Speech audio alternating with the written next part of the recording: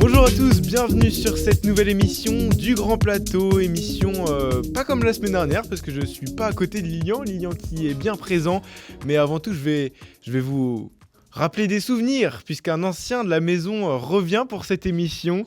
Il s'agit bien de Tanguy, ça va Tanguy ? Salut tout le monde, ouais ça va très bien, un plaisir de revenir pour les plus anciens qui ont regardé justement cette chaîne qui était avant Cycle Inside et maintenant le Grand Plateau. Pour les plus anciens, mais un grand plaisir de revenir. Ah, ça fait très très plaisir de te revoir Tanguy. Et puis on a toujours Lilian à côté de Tanguy. T'es impressionné par le retour ? Je suis impressionné par Attention, l'ancien de la maison, Tanguy Gico. On avait besoin de lui pour apporter un peu de sagesse à l'émission. Tout à fait. Exactement. Et puis la sagesse, on va en avoir besoin pour ce débrief de Paris-Nice. Et puis en plus, t'as le même âge que Lenny Martinez ou peut-être un petit peu plus vieux même ? Oui, 24, donc ouais, c'est à peu près ça. Ah ouais. C'est un 2000 aussi, 2001, 2000. Mais oui, c'est dans ces eaux-là, quand j'ai envie de dire, même un certain Lipovitz qu'on va parler. Exactement. Cette vidéo. Au sommaire de l'émission du jour, on fera un débrief justement de Paris-Nice, de Tirreno et des courses de cette semaine. On fera surtout un gros focus sur Lenny Martinez. Jusqu'où peut-il aller ? Lenny Martinez va-t-il performer sur le Tour de France qui est dans son programme pour le moment ? C'est ce que nous allons voir dans cette vidéo. Il y aura aussi une petite preview de Milan-San Remo qui sera samedi prochain. Donc ça va être intéressant de voir tout ça, surtout avec la forme que tous les favoris ont actuellement. Je parle bien de Pedersen, de Ganna peut-être, de Pogačar, pourquoi pas, Van der Poel bien sûr. On verra tout ça tout à l'heure, mais on va commencer avec le débrief des courses de la semaine. Et avec quoi tu veux commencer, Lilian ? On va commencer avec Tirreno Adriatico, si ça vous dérange pas. Allez. Non, un Tirreno gagné par Juan Ayuso, 13 secondes devant notamment Tom Pidcock et Jay Hindley. Donc un Tirreno très bien géré de la part de l'Espagnol, avec aussi une belle performance sur le premier chrono où il est le seul et le deuxième derrière Ganna, mais il doit être une vingtaine de secondes d'un très gros. Secondes, ouais. Ouais, il fait un très gros chrono. Après, Ganna fait un excellent chrono, mais lui aussi fait un très bon chrono et il est le meilleur parmi les favoris. Et puis après, il a été capable de tenir la cadence sur le reste de la semaine, de l'épreuve. Et puis un très beau classement général pour lui. C'est sûr, avec une seule étape de montagne, l'étape Rennes qu'il remporte lors de la sixième étape. La sixième étape. 13 secondes devant Tom Pidcock, très en forme avec la Q36.5 aussi. Oui, clairement. Puis avec une constante, comme Paris-Nice, avec un temps de chien, avec certains défauts, des images du Mordor. Je sais pas si vous avez vu passer. Vraiment, c'était impressionnant le décor qu'il y avait. Mais ouais. Et puis il faut noter quand même aussi Jonathan Milan qui surdomine les sprints, qui a surdominé les sprints, même donc le dimanche avec un gros sprint devant, toujours en tant que leader. Mais en tout cas, ouais, c'était encore, mine de rien un beau Tirreno, quoi. Puis sur ces sprints, on va en parler vu que tu as abordé le sujet. Il y avait un Français qui était plutôt pas mal placé, qui aurait pu jouer la première place lors de cette dernière étape. Tanguy, c'est Paul Pénoët.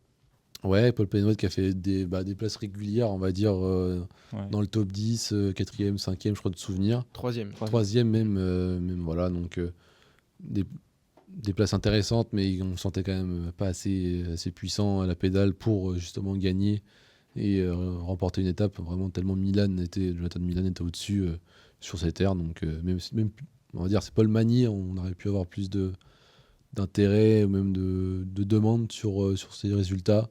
Bon, malheureusement, sur la dernière étape, il chute en plus lourdement. Mais bon, c'est comme ça, j'ai envie de dire. Jonathan Milan avec un style bien à lui, Lilian. Ouais, un style bien à lui, très fort. Juste, je reviens sur Paul Pénoët. C'est vrai que on voit sur la dernière étape qu'il manque de puissance par rapport à notamment des Jonathan Milan, des Groenewegen, mais quand même faire des 3e places, des 5e places sur un Tirreno Adriatico, ça reste quand même pas mal pour un coureur de 23 ou 24 ans, Paul Pénoët. Donc pour moi, c'est la première saison où on l'attend un petit peu plus.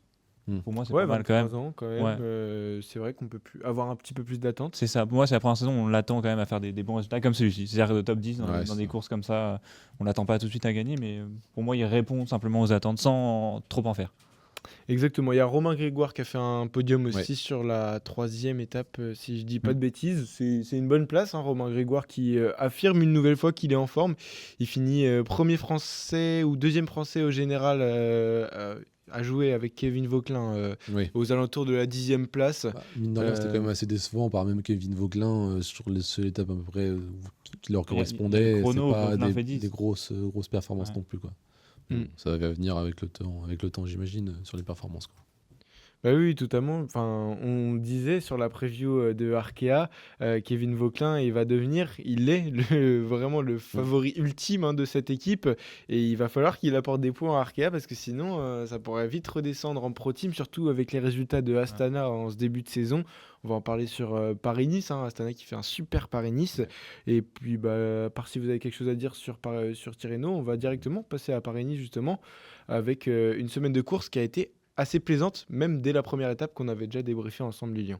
C'est sûr que par rapport à Tirreno, il y a eu un peu plus de montagnes, un peu plus de spectacles, c'est vrai. On a eu des Pedersen hein, comme Jonathan Milan qui dominait notamment au sprint avec la dernière étape où il va jouer le sprint devant Sheffield sur le col d'Aise. Donc ça, c'était de belles images à voir. Après, je suis un peu déçu au niveau du suspense ou Jorgensen. À part les premiers jours où Vingegaard est là, on se quand dit... même. Il y a un co-leadership, mais à partir du moment où Vingegaard abandonne, qu'il y a la cassure avec Ayuso et Martinez, le général était gagné. Et puis même, c'est Joao Almeida, je trouve, qui pouvait les concurrencer. Et en fait, ça a été très décevant. Il gagne son étape, mais derrière, je sais pas s'il a pris un coup de froid ou quoi que ce soit. Mais au début, vraiment, du Paris-Nice, c'était vraiment un des meilleurs. Il s'est un peu plus reculé sur la fin. Quand même à noter, du coup, Mats Pedersen, pour moi, qui était au-dessus. Incroyable. Même à la fin, il cherche le maillot vert alors qu'il l'avait déjà.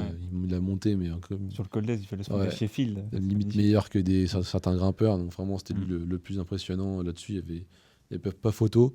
À noter aussi la victoire de Michael Storer, donc sur une étape qui a été raccourcie de base du fait de la neige et des températures exécrables qu'il y avait. Je crois que c'était à 2200 mètres d'altitude. En fait, c'était la côte de Belvedere, deuxième catégorie. C'est le col de la Colmienne, qui avait été annulé du fait de la dangerosité dans les descentes. Donc avec un gros travail d'Alaphilippe, mine de rien, qui était en rôle d'équipier, et qui a roulé justement dans cette échappée qui a été au bout. C'était clairement lui le plus fort. Pareil, Lenny Martinez qui gagne son étape avec le doublé français avec Champoussin. Donc c'est fou, n'empêche. Et puis une belle attaque bien saignante. La veille, il avait attaqué, mais Vingegaard avait été revenu sur lui. Pour finalement croire qu'il gagne. En fait, Joao Almeida l'avait grillé juste sur la fin, sur la ligne. Mais non, un très beau Paris-Nice, je trouve, dans l'ensemble. Même sur la fin, avec Sheffield qui s'en sort bien. Sheffield qui fait un très beau Paris-Nice. Même les Ineos, de manière générale, ils font les trois coureurs dans le top 10 avec... je pense que ça faisait longtemps qu'on n'avait pas vu Ineos remporter le classement par équipe, quand même. Ouais, clairement. Là, ils le remportent assez largement devant Astana. Ils ont vraiment animé la course de manière générale. La fameuse étape où elle était neutralisée sur 15 km. Les deux qui partent en chasse-patate entre l'échappée et ces deux Ineos.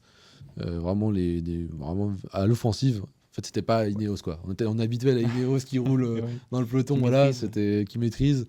On était loin du cliché qu'on peut avoir de Puis Ineos, avec un co-leadership hyper intéressant, parce que les trois, Sheffield, Arensman et Foss, les trois, on a l'impression qu'ils étaient tous les trois capables d'aller chercher le podium, comme Arensman. Bon, je pense que de base, c'était Arensman le leader, mais Sheffield et Foss sont tellement en forme il a assumé derrière l'étape 8. Qui fait le doublé américain avec Jorgensen en 2, quoi. Donc, clairement, un très beau Paris-Nice. Avec Lipovic aussi, du coup, qui finit deuxième, quand même à noter, de la Bora. Et donc Thomas Gachignard aussi, qui a fait un très bon Paris-Nice au début et qui a pris les points quand il fallait. Et sur la fin, qui a un peu plus galéré pour récupérer, mais qui a gardé le leader, qui était le leader du classement quand même, quoi. Voilà. Justement, Lipovic, tu viens d'en parler. Il me semble que on va faire les top flops, hein, Tanguy. Il me semble que c'est ton top de cette semaine. Oui. Le jeune coureur allemand, donc lui, il a 24 ans. Alors, ce qu'il faut savoir, c'est que c'est l'équipe qui a sorti un portrait sur lui parce que il est un peu sorti de. Il n'était pas un peu méconnu quand même, mais c'est vraiment une course référence pour lui. Donc, il finit deuxième, donc il y a une 15 donc, d'écart avec Jorgensen. Et c'est plus donc le dimanche qui perd du terrain pas forcément dans l'attaque de Jorgensen, qui, on rappelle... Pourtant, il l'a attaqué. Ouais, il l'a attaqué, mais derrière, il perd du terrain. On rappelle que Jorgensen gagne donc 2 fois Paris-Nice sans gagner une seule étape. Ouais, c'est ça, Donc, c'est la mauvaise. C'est quand même fou ça, de le savoir. Lequel, hein, lui qui habite à Nice en plus. Mais donc, ouais, Lipovic, à la base, il vient du biathlon. Donc, de 8 à 20 ans, il vient du biathlon. Et c'est donc à 4 ans qu'il a pris sa première licence. Bon, habitué toujours à faire du vélo, il a fait... j'ai vu... oui, c'est à 20 ans qu'il a pris sa première licence, ouais. Et il a fait un Genève-Nice 800 ou 700 km en une semaine avec sa famille. Donc c'est une famille, on dirait, avec des gros moteurs et qui montre le gars qu'en fait il peut faire des résultats. Donc très intéressant à voir sur l'avenir pour ce coureur. Toi, ton top de cette semaine, c'est Matteo Jorgensen, Lilian? Ouais, Jorgensen, alors bon, ça t'a pas forcément plu, Tanguy, le fait qu'il gagne pas d'étape. Si, mais j'ai trouvé très fort, comme l'an dernier, tactiquement. Tactiquement, l'an dernier... Mais il remporte une étape quand même, le contre-la-montre par équipe. Oui, ouais. mais enfin, c'est pas lui qui... Il a le maillot jaune et il arrive premier à la ligne en mais... plus. Donc c'est comme ça qu'il l'a en plus, qu'il récupère le maillot jaune. Ouais, mais c'est pas considéré comme victoire individuelle. Non, c'est une victoire d'équipe. C'est une victoire quand même. Hein, surtout qu'ils sont que 2 à l'arrivée. Oui, mais c'est une victoire d'équipe, c'est pas une victoire individuelle. Voilà quoi. C'est pas vrai, je trouve. Oui, je suis d'accord avec Tanguy là-dessus, mais je l'ai trouvé comme l'an dernier, très fort tactiquement, sans aucune faille. C'est-à-dire qu'il n'y a aucun jour où il était un peu moins bien. Serein. Et puis, tu sais, là où des Almeida et des Martinez se prennent des cassures, lui, s'en prend pas. Donc voilà, bien accompagné certes par l'équipe, mais j'ai trouvé moins quand même que l'an dernier. Où l'an dernier, il comptait sur son équipe et derrière il faisait le travail. Là, sur la dernière étape, c'est lui qui prend les choses en main, c'est lui qui attaque derrière Sheffield, si je dis pas de bêtises. Et puis après, il assume, il fait alors combien de kilomètres seul, une trentaine, une quarantaine de kilomètres seul sur la dernière étape. Et puis après sans exploser. Un peu Félix Gall. Ouais, mais en résistant au groupe derrière avec les voyait qu'il voulait la chercher, quoi. Il voulait finir premier, mais on voit bien à la fin les deux dans la collade. Il revient à 15 secondes, il finit à 25 à peu près de Sheffield. Ouais, mais il arrive quand même derrière à distancer Lipovic. J'ai trouvé très solide et très fiable, surtout comme coureur. Et pour moi, c'est mon top. Tu vois, j'avais un peu de doute au début de Paris-Nice dans le sens où il avait ce dossard 1. Est-ce qu'il allait être capable de résister à la pression que ça mettait son équipe avec le co-leadership avec Vingegaard? Au final, bon, la chute... Il y a ça qui joue, c'est le fait que Vingegaard se blesse, joue forcément dans la performance. On s'aurait dit est-ce qu'il serait concurrencé, est-ce que Vingegaard l'aurait attaqué avec Visma. Mais tu vois, même avec les conditions, même avec la pluie, le froid, on a beaucoup parlé des conditions difficiles, des chutes, etc. Lui, il est passé à travers tout. Oui. Il n'a pas eu de faille et c'est comme ça qu'il gagne son Paris-Nice. On va passer à vos flops. Désormais, vous en avez choisi un chacun. Tanguy, c'est qui? Alors moi, c'est plus du coup Félix Gall. Alors, c'est son début de semaine.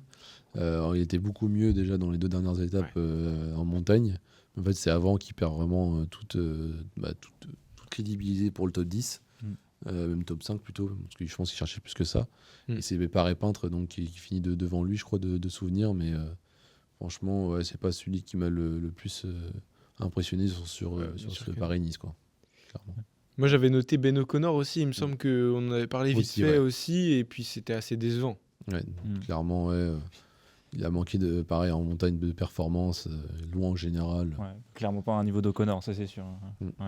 Après, Félix Gall non plus, il n'a pas brillé. Il y a des gars qui sont devant lui qui ne sont pas sur le papier aussi sexy entre guillemets que lui sur le papier. Donc, déçu aussi de Félix Gall.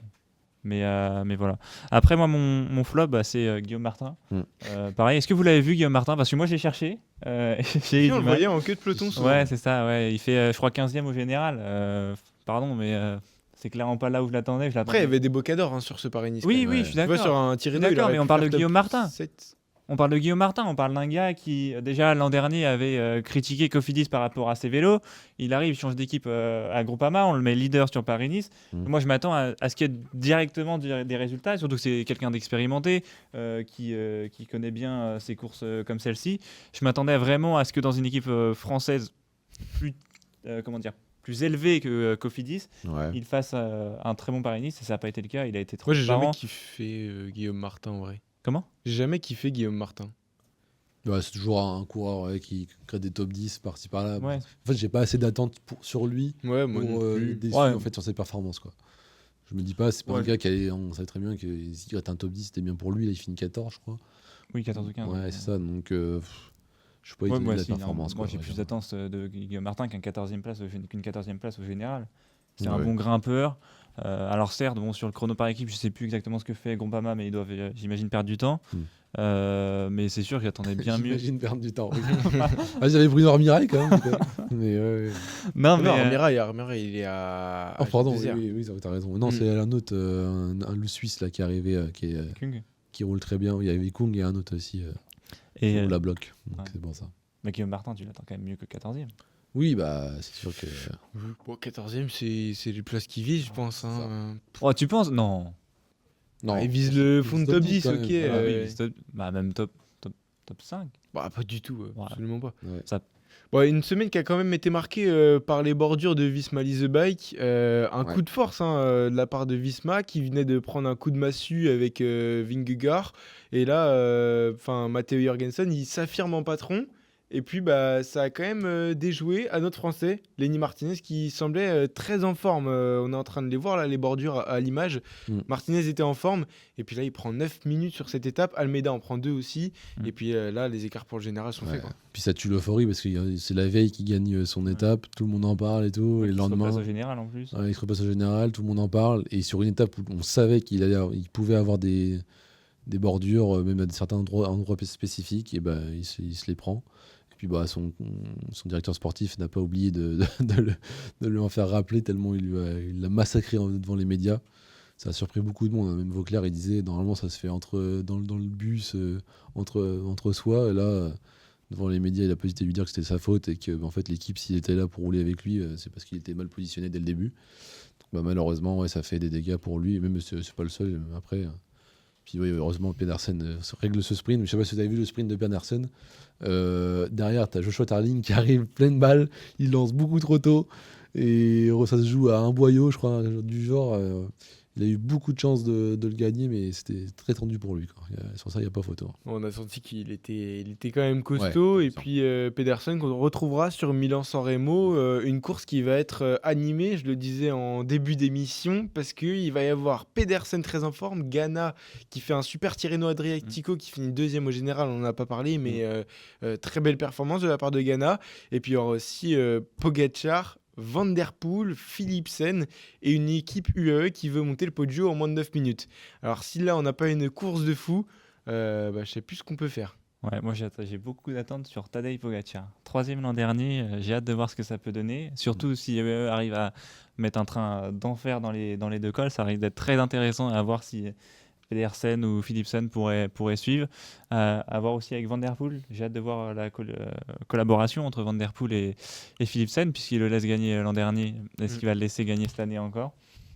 Je sais pas, ça risque d'être... Ouais, ils se sont toujours quand même bien entendus.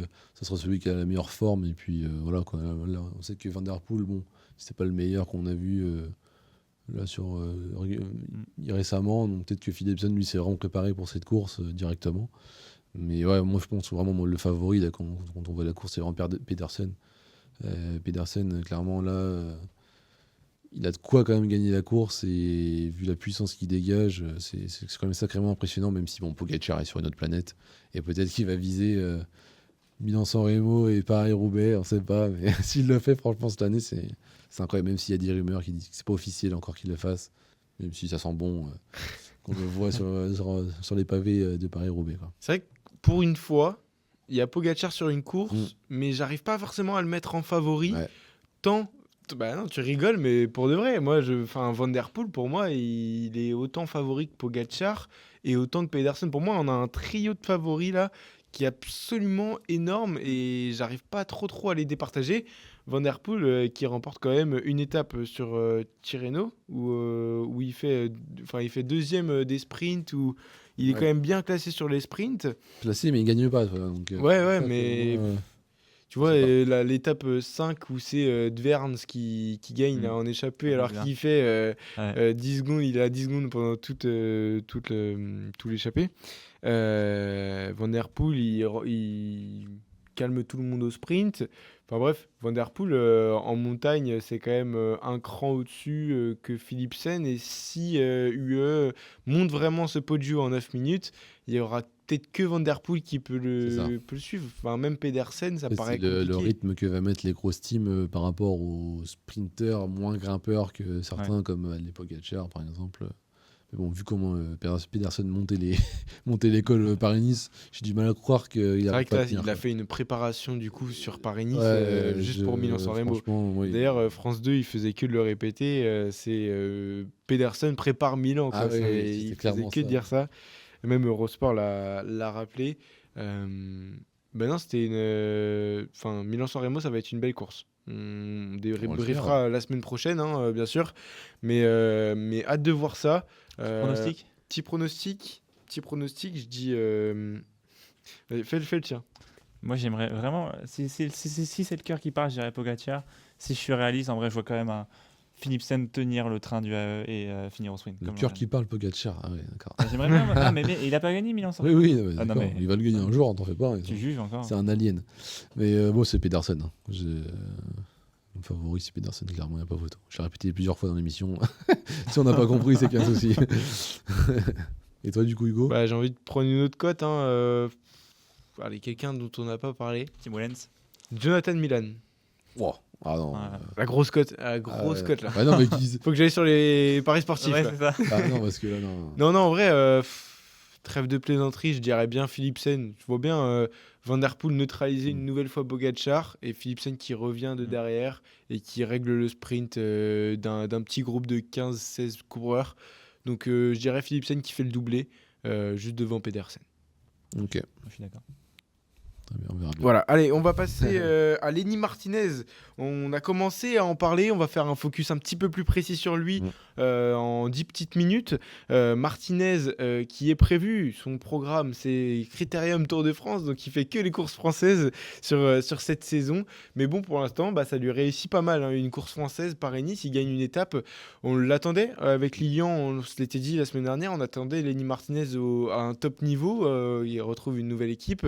Et puis là, avec Bahreïn, il faut croire qu'ils se sont bien trouvés. On ne sait pas qui est-ce qui a changé entre Groupama et Bahreïn. Mais bon, si ça marche, tant mieux pour l'instant. C'est un énième exemple. Dès qu'un coureur français part d'une équipe, performe. On l'a eu vraiment avec Laporte. Peut-être le salaire qui motive. Là, on a Champoussin. Je sais pas, ils ont une manière de faire, je pense, qui doit plaire justement aux jeunes coureurs. Et donc faire qu'ils ont des gros résultats, en plus bien sûr du salaire. Mais je pense aussi la mentalité, parce que tu vois, tu parlais du fait que son patron tout de suite va l'attaquer dans la presse. Lenny Martinez, il a tout de suite assumé, c'est de ma faute. C'est de ma faute qu'il y a eu la bordure, je suis responsable, je prends les 9 minutes, c'est de ma faute. Je sais pas si on aurait un peu plus de prétention dans une équipe française et moins de remise en question. Je pense qu'il y a peut-être aussi une mentalité qui change, plus de remise en question du fait que... Moi, j'ai adoré son attitude, honnêtement, de le voir assumer tout de suite et de repartir après au combat, de reprendre l'échappée le lendemain avec celle de Storer qui gagne. Franchement, je trouve qu'il avait la bonne attitude pour un jeune coureur qui n'a pas la grosse tête et qui va faire le travail derrière. Après, aussi, il faut savoir quand même qu'à la base, c'était pas le leader, c'était Butrego qui était... co-leader. Je pense que c'était quand même plus en lieutenant. Il copiait pas mal ce que faisait Butrego. Et dès que Butrego est tombé, en fait, lui, il a récupéré directement le leadership. Et Butrego, donc, il se fait une légère commotion cérébrale quand même. Mais à noter. Mais alors, vraiment, il était quand même. En fait, je le voyais pas aussi fort, quoi. Au début de saison, bon, on se doutait.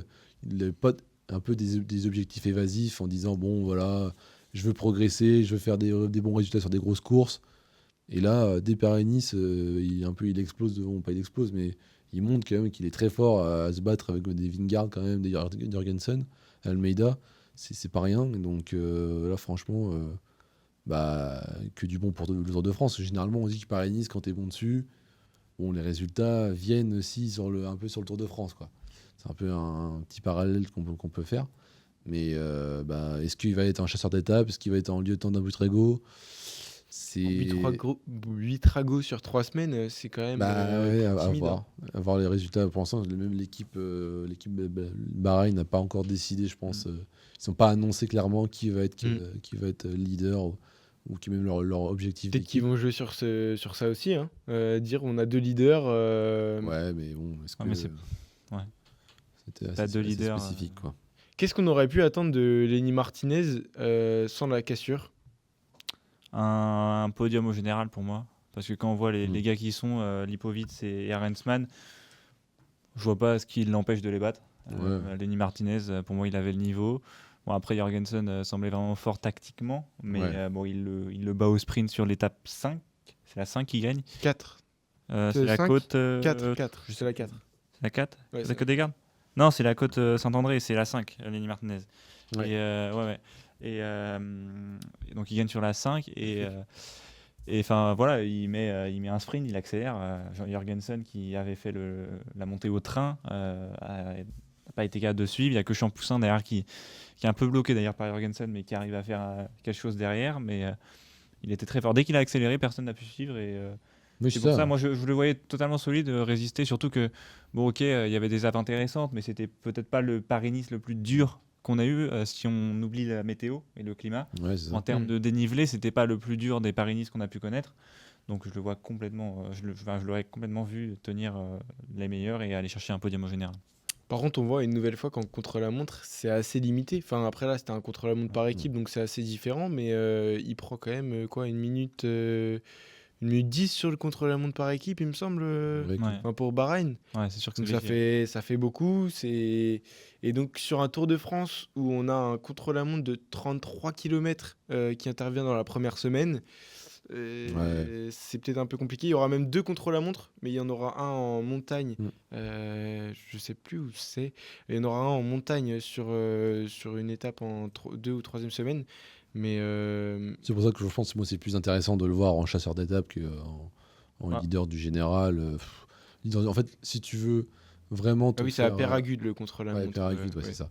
Et en fait, si tu veux vraiment même te faire apprécier du grand public, autant l'année dernière, il fait un Tour de France cataclysmique où il le savait, il n'était pas en forme et il y a été comme ça, mais il n'avait pas de quoi jouer au plus haut niveau. Est-ce qu'il a besoin de se faire apprécier? Bah en fait, c'est bien le top 10, mais si tu gagnes une étape au Tour de France, tu changes Le statut? tu changes de statut. Et après, tu es dans 1 an, 2 ans, quand il sera un peu plus, un peu bien meilleur, et pourra jouer le classement par étape avec peut-être une meilleure équipe autour de lui, tu vois. Peut-être que la Bahreïn vont être bien supérieurs par rapport aux forces qu'ils ont actuellement. Et puis bah ça montrera qu'il a le potentiel pour aller chercher au-dessus, quoi. Généralement, on le voit souvent dans le Tour de France. C'est des coureurs donc qui gagnent une étape, 2 étapes, qui font vraiment un gros Tour de France, qui gagnent un maillot à poids. Et puis 2-3 ans après ou 1 an après, hop, ça joue le général, quoi. Ouais. Là, je pense vraiment moi, c'est l'optique qu'il faut pour lui. Mais bon, j'ai peur qu'il soit quand même bridé et qu'on lui dise bon bah voilà, tu protèges ton leader et tu fais en sorte que ça marche. En vrai, chasseur d'étape, ça pourrait plutôt bien lui convenir parce qu'on l'a Oui. vu assez punchy hein, Eh oui, c'est pour ça. sur la Donc, côte. On peut le revoir en vidéo là, mais on l'a vu J'espère. vraiment punchy. Ouais. Même Champoussin qui était pour moi le favori là du coup quand on était à l'arrivée parce que bah c'est vrai que Champoussin il a quelques références hein, quand il doit se batailler au sprint tout ça. Mais là Martinez il a carrément mis une distance à Champoussin, Terrada et Jorgensen qui était avec lui. Donc bah, c'est vrai que chasseur d'étape, ça peut plutôt bien lui convenir parce qu'on sait qu'il est très costaud en montagne. Si en plus il arrive à ajouter un punch à tout ça, ça peut être plutôt sérieux. Ouais, puis moi je le vois bien aller chercher peut-être aussi un maillot à poids. Profiter de ces chasses d'étape pour aller chercher un maillot à poids. Tu disais qu'il avait du punch, ça peut aussi servir pour aller faire les sprints en haut des cols. Franchement, s'il fait ça, oui, je le vois se battre pour le maillot à poids et les victoires qui vont avec, un peu comme l'a fait par exemple Barguil ou Alaphilippe. Ouais, puis, tu vois, je trouve qu'il a la tête d'un chouchou du public du Tour de France, Oui, tu vois. carrément. C'est vraiment l'archétype même. Pour moi, il peut devenir un petit chouchou. Ouais, mais tu vois, là, il aurait pu l'être. Période, quoi. Là, il aurait pu l'être sur Paris-Nice en jouant le général. Après, bon, c'est forcément difficile de C'est comparer. différent, c'est vraiment les fans de vélo, quoi. Mais oui, bien sûr. Je suis d'accord, mais là, moi, je serais pas étonné. Enfin, moi, au contraire, ce que je voudrais le voir, c'est. Alors, ça va être difficile de voir s'il va être co-leader ou pas avec Butrago, mais. Moi, je veux le voir leader. Hein. Voilà, moi, je veux le voir leader, je suis d'accord. Mais surtout sur la première semaine. Voir s'il est capable de tenir en montagne, s'il est capable de jouer avec les meilleurs. Bon, s'il n'est pas capable, je veux le voir forcément changer d'objectif. Oui, bien sûr, ouais. Mais voilà. On verra bien. Ouais, moi je veux le voir leader parce que C'est vrai qu'il a déjà fait 2 grands tours. Il avait fait le Tour de France l'année dernière. Il a fait la Vuelta aussi, où il fait un bon classement. Il fait 8e sur la Vuelta. Donc, pour moi, à Bahreïn, il voulait changer de catégorie. Et donc, s'affirmer comme un leader sur le Tour de France, bah, c'est la moindre des choses. Ouais. Je veux dire, pour moi, Bahreïn, pour l'instant, c'est un bon choix. D'ailleurs, est-ce que vous trouvez que c'est un bon choix, vous? Oui, dans l'ensemble, je pense que ça reste un bon choix parce qu'il fait quand même de bons résultats.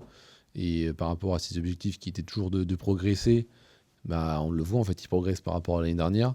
Alors, est-ce que ça va être aussi exponentiel que lui s'attendait? Ça sera à lui de nous le dire à la fin de la saison. Mais est-ce que c'est autant qu'à FDJ, comparé à FDJ? Ça, on peut pas le savoir. Donc, pour moi, oui, ça reste un bon choix. Et puis, bah, c'est vrai que c'est étonnant de voir un jeune coureur français déjà partir d'une équipe française. Mais bon, pour moi, ça reste un bon choix dans l'ensemble, quoi. Après, il y a le salaire qui était intéressant aussi. Forcément.